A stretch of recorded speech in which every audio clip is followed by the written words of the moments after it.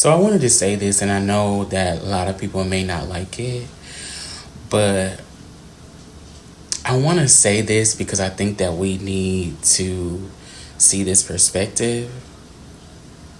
When the Lord sees us, do you think that he thinks about our race or ethnicity or our skin color?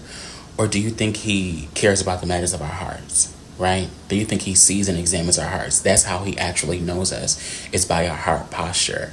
Because the Bible tells us that man looks at the outward appearance, but God looks at the heart. And so I know that I am black, right? And I love being black. But my ethnicity or my race bows to Jesus. So I'm a son of God. I'm a believer first before anything else. And I know we don't like to say that, but for Christians, that is the truth. Because the fact of the matter is that's the truth.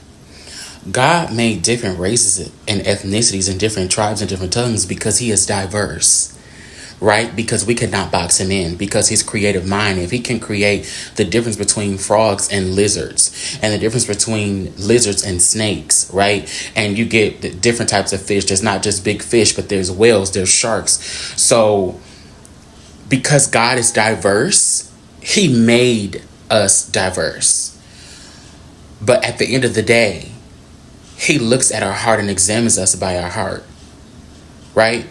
So yes, we may be from all different sorts of tribes and tongues and ethnicities and races or racial backgrounds. But at the end of the day, we are his sons and daughters first. Before our skin color, before the language we speak, before any of those things, we are his children. Our cultural differences or skin colors or ethnicities were never meant to separate us as the kingdom. I'm not talking about the world. I'm talking about to separate us as the kingdom. This black, white stuff, or this, is as the kingdom, we've become so divided that it's insane.